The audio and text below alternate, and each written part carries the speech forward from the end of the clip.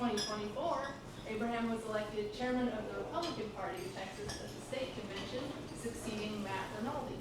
As chairman, he continues to focus on strengthening the party's grassroots movement, protecting conservative values, and ensuring Republican victories across Texas. In addition to his political work, Abraham is a successful entrepreneur in the information technology sector. He holds an MBA from the University of North Texas and has built a career in business and leadership.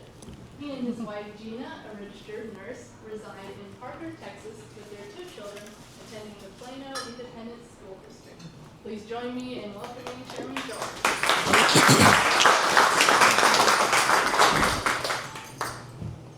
Well, thank you all for having me here today. It is an honor to come and meet many of you who I've never met in the past, and see some very friendly faces like Dion here, David, and many of you who I've known for a few years now. Like my bio said, I was born and raised, and you can hear that, right? I was born and raised in India to a Pentecostal preacher's family. My dad and mom my mom passed away a few months ago, but my dad still is a Pentecostal preacher. Grew up in the southern part of India, a place called Kerala, which is, the history is the Apostle Thomas actually came to India, to Kerala, and that's how that part of the country became Christian. So it's about, I believe it's about 50-some% of the population is Christians in that state. Growing up there, being a preacher's kid, so was my grandfather. He was a pastor as well. He came to the United States in the early 70s, I believe, and he had most of my dad's siblings were here as well. When I was about 2 years of age, my dad decided he wants to come to the United States. That's the American dream. He has his first child. Took about 14 years to go through the right process and get here. I was 16 when I got here. Went to R.L. Turner High School for a little bit, then ended up going to different colleges, Collin College, and finished my education in UNT, North Texas. So that was, go green.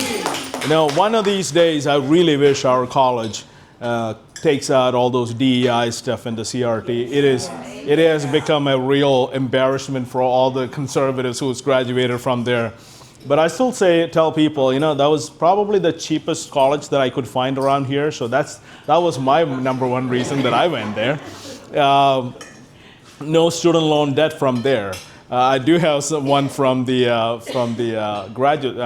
undergraduate school, but and I'm married to my beautiful wife for almost 20 years now. We have a 16-year-old who's going to be 16 in a couple of months, and a 11-year-old boy, 16-year-old girl.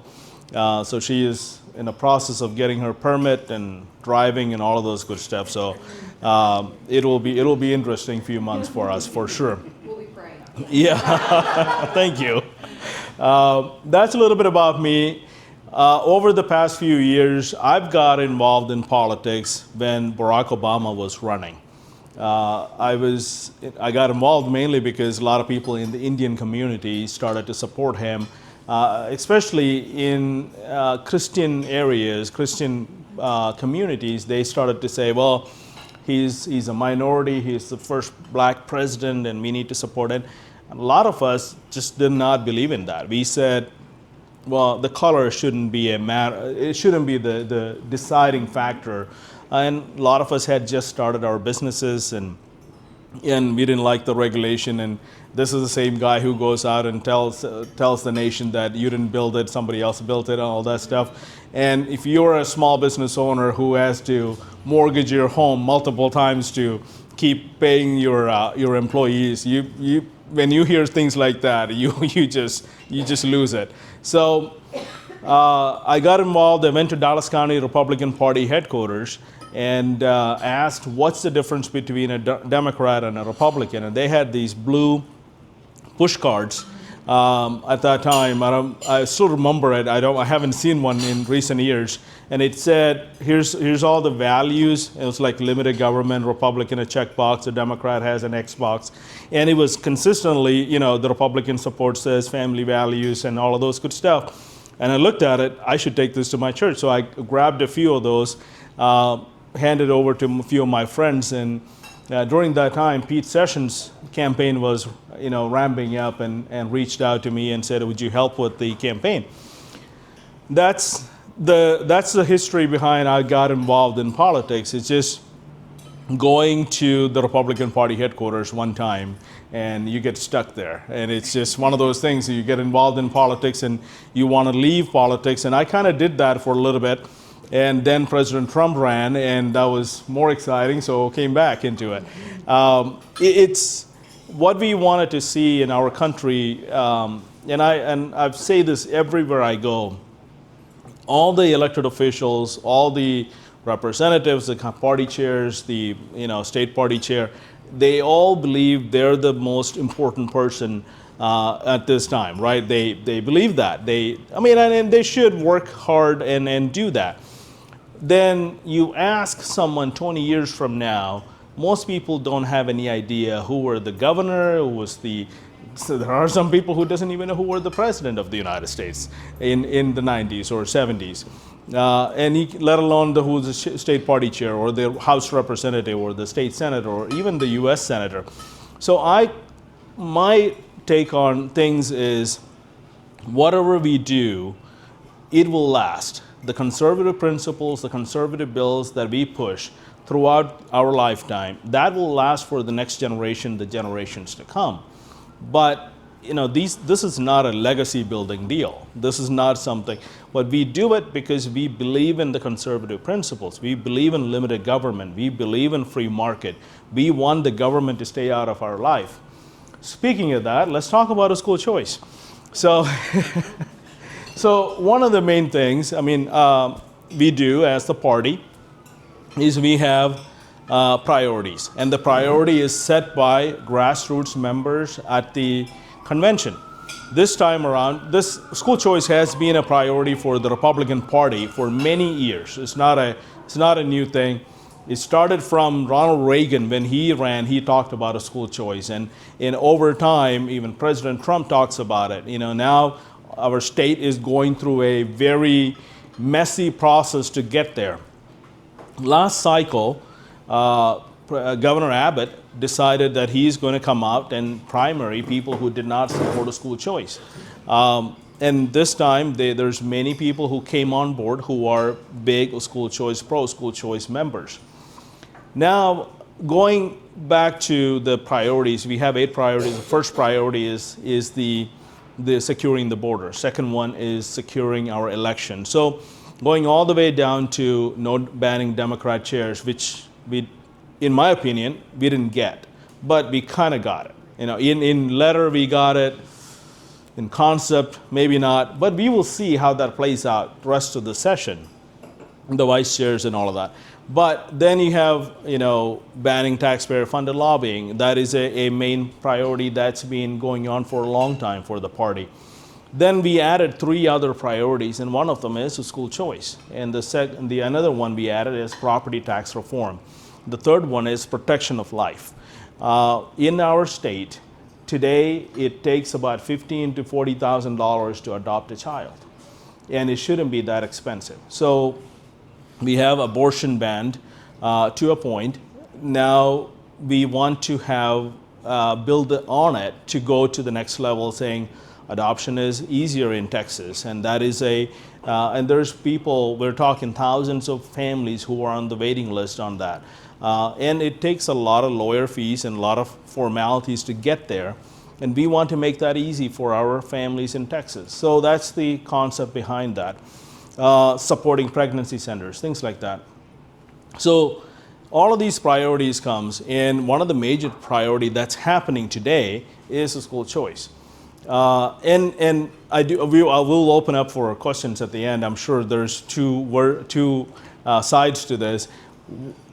My whole thing, there's 2 arguments against a school choice, and one is the homeschool families who believe that this is a gateway to putting more regulation on homeschools. And my argument to them most of the time is, if the legislator, when they're in session, if they feel like putting more regulation on homeschoolers, they can do that without providing a school choice. It's there, it's available. They don't have. There's nothing stopping the regulators from regulating school choice. The legislators from regulating school choice. I mean, homeschoolers. But at the same time, school choice is not necessarily, or it's not, in my opinion, a gateway to more regulation on homeschoolers. One thing we got to look at is what's happening in schools around state of Texas, which is, we start from, let's take a look at Dallas County's ISD, Harris County, and Travis County.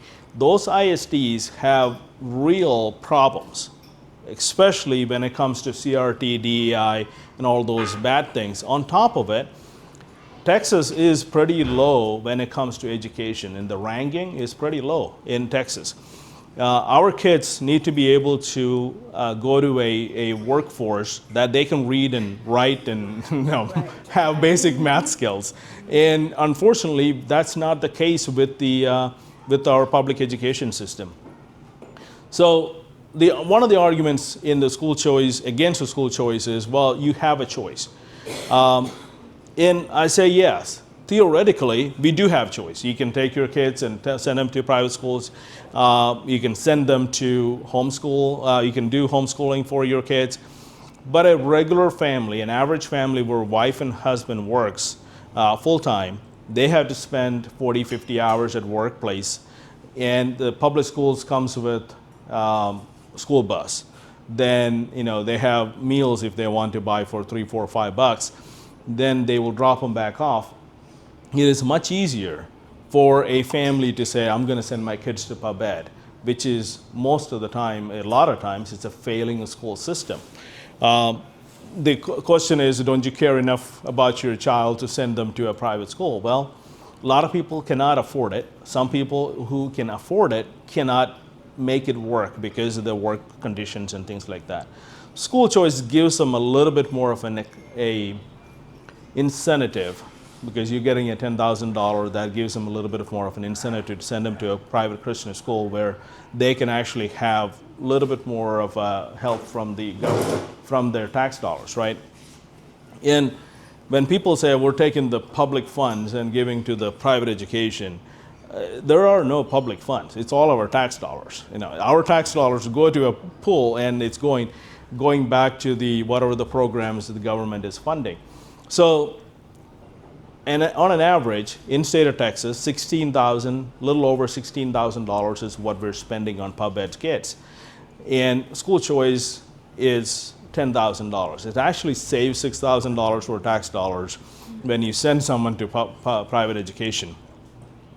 So there's multiple arguments. My whole thing is, and this is really not a big project.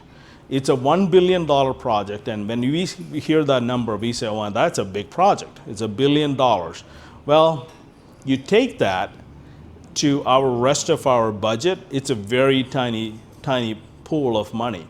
The reason I say that, it goes to 100,000 kids. That's it.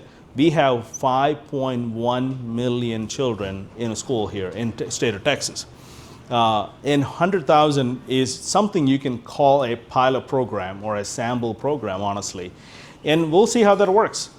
Everything we're doing in the next 2 years, and if there are problems and we need to fix, we can fix them. And I promise this to everyone who argues against the school choice, is the party, regardless of if I'm the chairman or someone else is, party will always stand for lower government. If those pub ed or the school choice option finally becomes a problem for our citizens in the state of Texas, the party will turn its back on and will say, no, we don't want this program. They will always do that because the grassroots control our party. For the time being, we want to try this out, and if it doesn't work, well, either we fix it or we scrap it. So that's where we're at. So last night, the HB 3 bill was being heard all the way to 6:30 this morning. It went about, I believe it was 15 hours or 18 hours or something. Yeah, some hours. It was being, testimony with. So I watched it until about 2:30, and I was thinking, they'll finish in about like 30 minutes, and I went to sleep and woke up this morning and they're still going. So I think there's a strong sentiment on both sides about this program. And my whole thing today to grassroots is give it a shot. And if you don't like it, you can always change it. And it's only 100,000 kids. And the argument of taking all the money and giving to the rich kids, it's really not true, because 80% of the school choice money, the funds will go to low-income families. So it's really not taking money from the rich and giving to, poor and giving to the rich. It's actually, the program is very targeted for low-income families or the disabled kids with the disabilities. So that's a major issue that's happening. Taxpayer-funded lobbying. That's another thing that we are fighting at SB 19. It's another controversial issue in Texas GOP. I wanted to take up on the controversial issues. That's why I'm talking about these things. Taxpayer-funded lobbying is basically what your municipalities, your counties, your cities, your school boards take the money from the tax dollars and hire a lobby group in Austin to, most of the time, to lobby against you to raise your taxes even more. And I believe Mace Middleton's bill for SB 19 is a great bill. I read it multiple times. I testified on behalf of the party on that. I think it's time that our elected officials, local elected officials, actually have a conversation with our legislators without having to hire a third party who is against us most of the time. So that is another major thing. And I know there are a bunch of Republicans who are out there very upset with we are going against them in some way, and we're not. We want to have a good relationship between the local governments and the state government, but we just don't want to take all the money and give it to some lobby group. You look at some of these things happening especially in ISDs. Allen ISD built a stadium, I think it was like $70 million or something like that, and never been able to use it because the foundation is all messed up. Now they're talking about how much money is it going to take it down? Millions of dollars. So, and who is responsible for that? And then to a point that superintendents are making $400,000 and $500,000 per year. Yeah, $400,000 to $500,000. Their number one goal is to pass bonds. That's it. They pass more bonds, which is, they keep telling us it's not a tax. I'm not sure what they're thinking about it. It's a tax. There's no way around it. It is a tax. And the only way they get these passed is by putting the big 4x8s out there, buying support the children, say yes to Prop A, and everyone's like, I don't want to go against the children, so they support the children. We got a $900 million bond. Plano ISD had a bond, I think it was closer to $900 some million.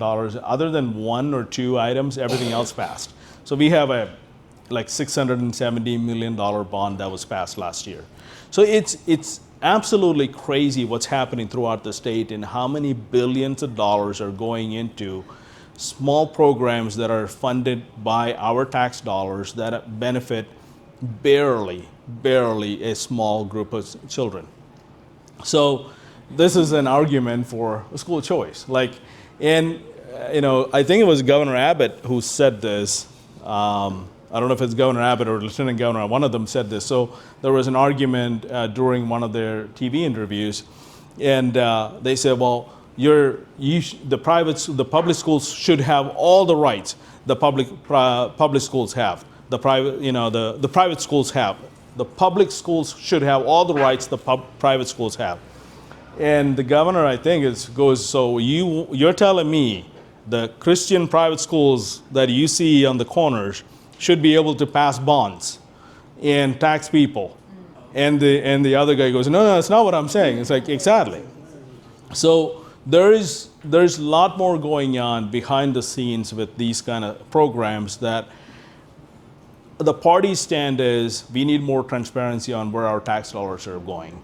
We want to know who is spending it, who is making money out of this, and we want to know who is benefiting. If it's a program that all of our citizens are benefiting, that's fine. One of the main things that we talked about infrastructure during the convention, and Governor Abbott has it on one of his emergency priorities. It's water infrastructure for the state of Texas. It is a major issue for the entire state. We have, I think it was 1,300 people moving to the state of Texas on a given day, every day. And infrastructure is going to be a major issue for us over time. And I think it's going to get even more as California goes even more nuts. People are moving to Texas. And They need to go to Oregon. Just tell them to move. go the other way. Portland. Send them the other way.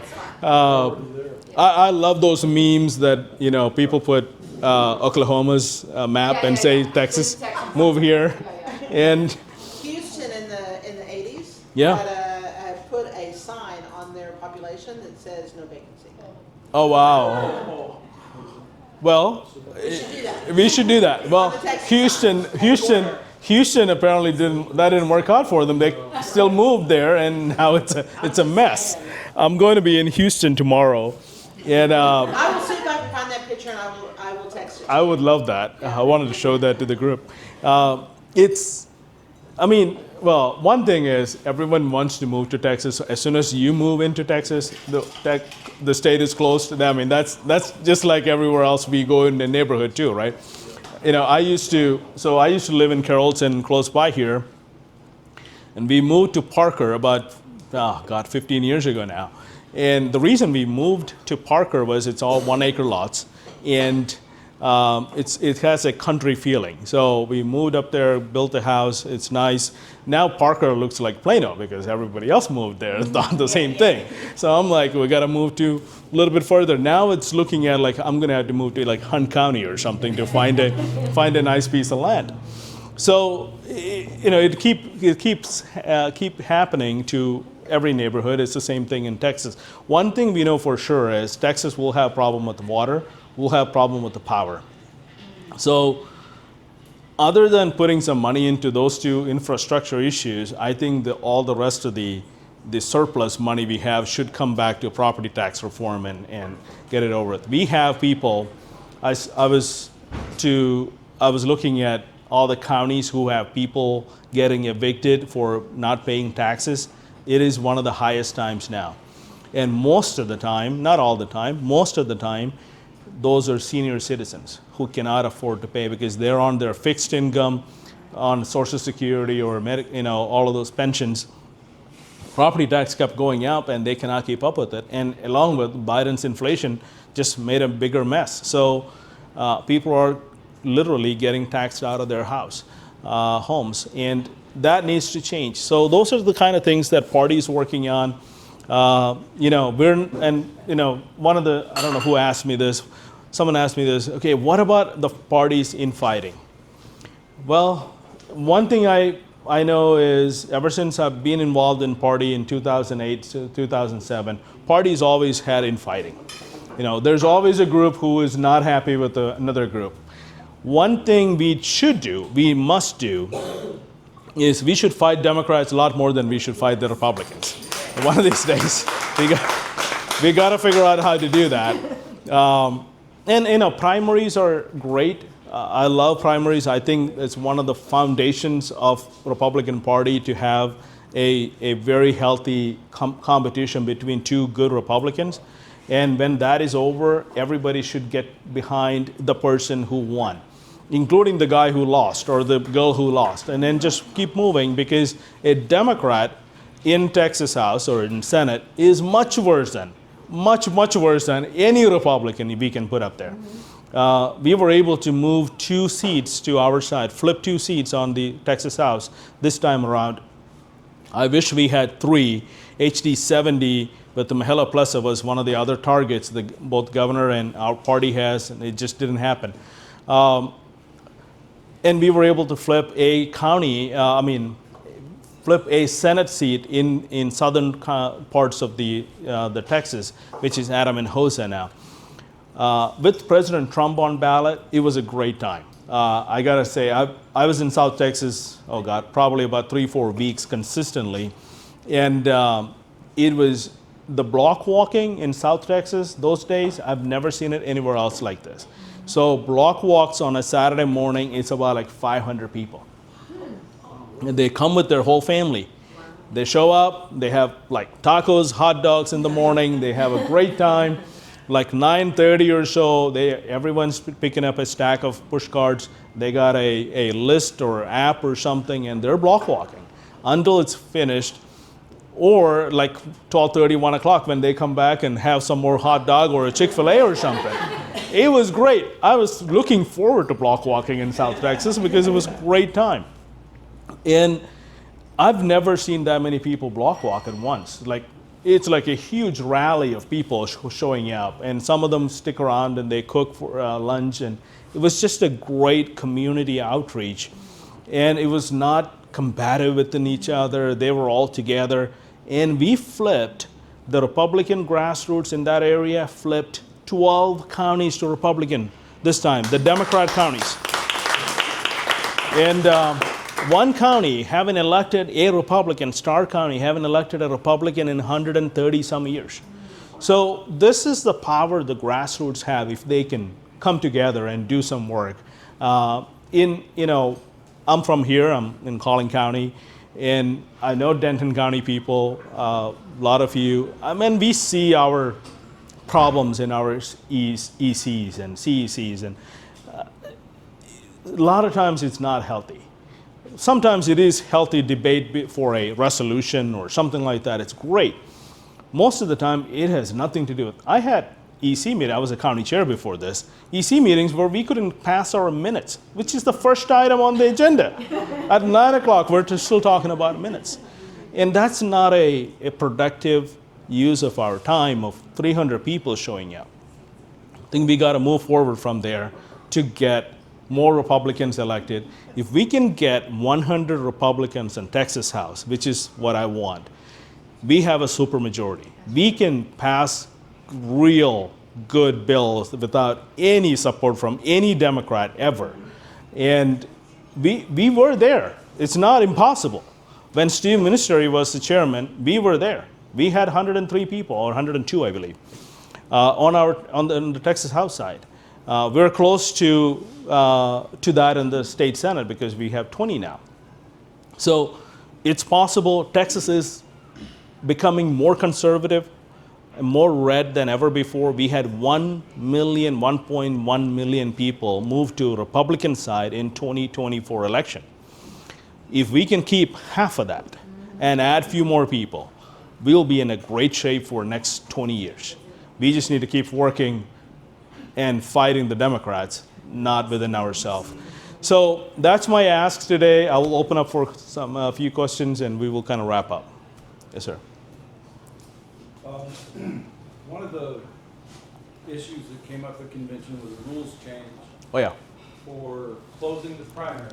Yes, sir. We've seen what Democrats will do if you let them vote for the Speaker of the House and stuff like that, but in communities, Democrats come and vote in our primary, and they don't necessarily want the best candidates like we do. And so since we now have closed primaries We do. in the state, Yeah. because that's our rules, what is the state party doing to forward the implementation of closed primaries? So the convention closed the primaries. The state law and the state party rules are in odds now. We're not in the same. It's not synced. So first thing I did was to send a letter to our Secretary of State and say, hey, we closed these primaries, closed our primaries. Are you going to follow the rules that we put together by the party? Because the primary is for the party. The party runs the primaries. As the SOS, are you going to do that? And I've got a response back, and it basically said there are multiple legislation regarding this at this point at the session. We're all waiting for what happens out of it, which is basically where the party is too. So if I go to court today, I believe, I don't know if that is true or not, I'm not a lawyer, but that's what I've been told by multiple legal groups, is if I go to court today, the court will say, well, your legislators are in session. Go talk to them. Don't make us rule on this. Go talk to them. So I'm waiting for the session to be over. There's a couple of good bills. One of the bills actually closes both primaries, or all primaries, I guess. One of them closes just our primary, that in a way that I think it was Briscoe Kane who put that bill together, is the party that has won the gubernatorial elections in last six cycles or something like that gets closed primaries, essentially us, Republicans.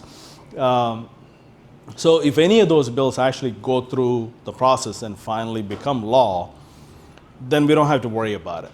But if it doesn't, we'll end up in court because we are in odds with the state law at this point. Yeah.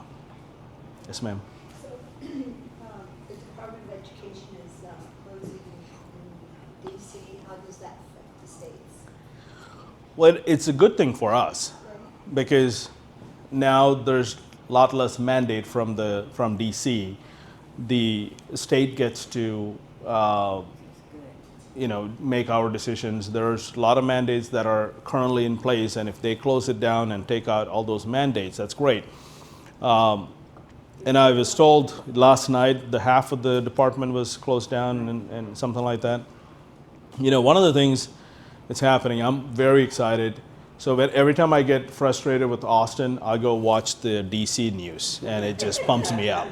And it's like, we never thought we will say that. Like, we want Austin to be more like DC. We never thought we will say that.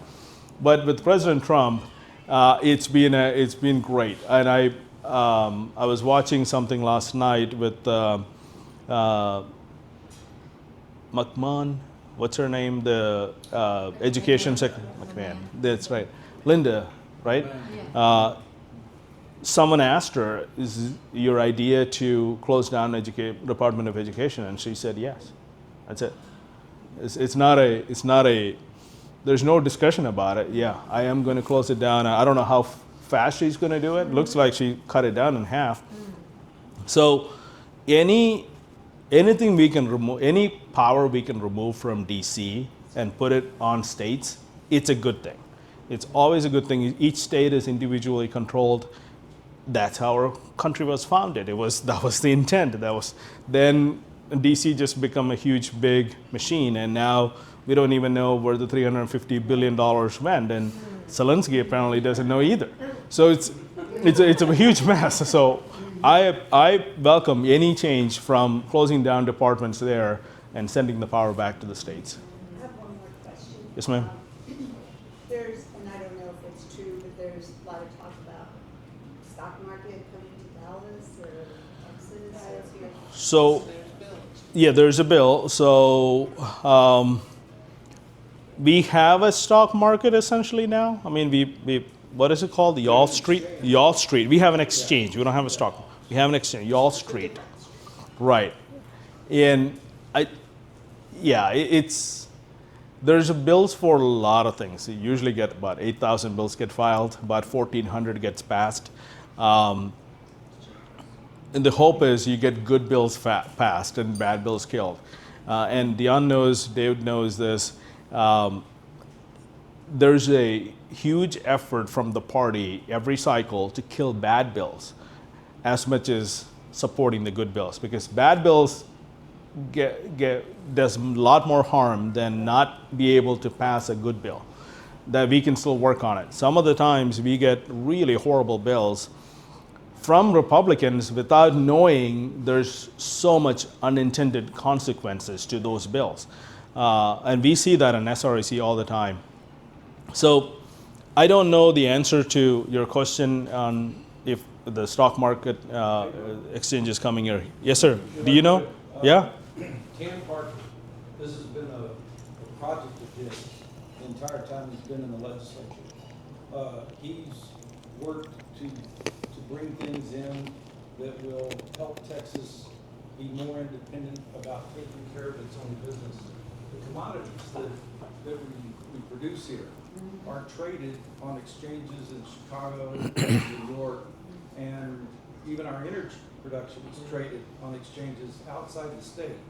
And by bringing a commodities exchange to Texas, we can trade our commodities here in Texas, and it will make us more secure into the future as the federal government may or may not do whatever they do, to this end, he also helped with the Texas gold bullion depository to bring Texas's gold be kept in Texas.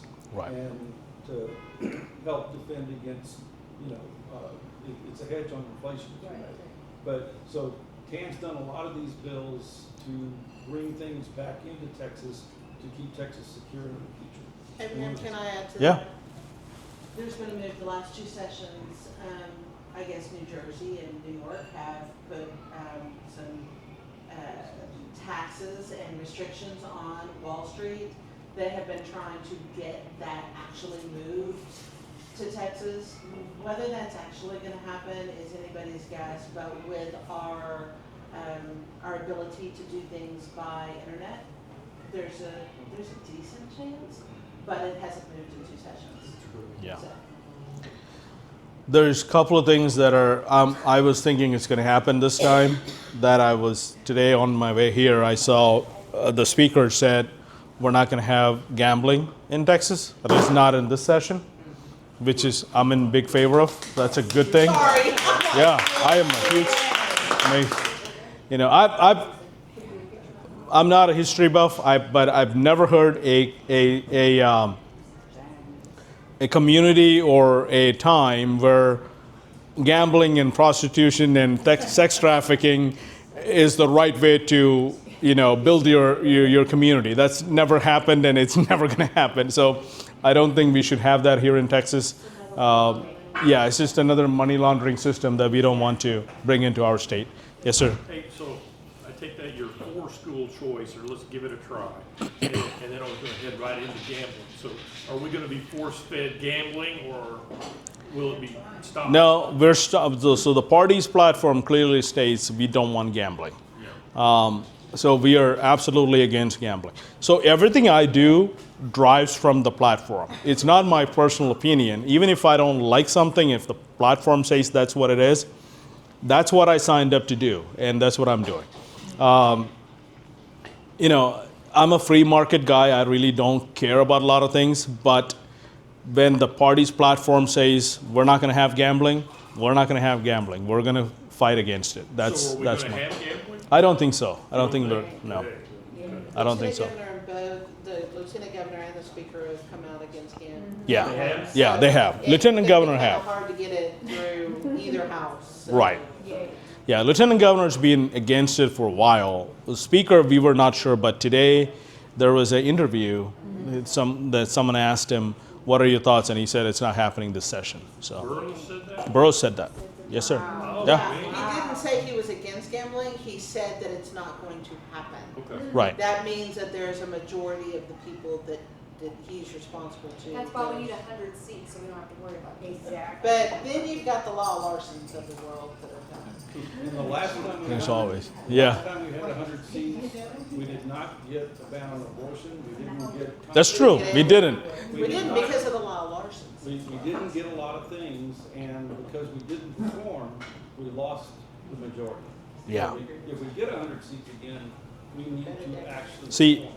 you hit it right there in the nail. The reason I tell people is like the last election was a clear mandate to the politicians, to the Republican Party, that we're going to give you a chance to prove yourself that you are worthy of our getting reelected.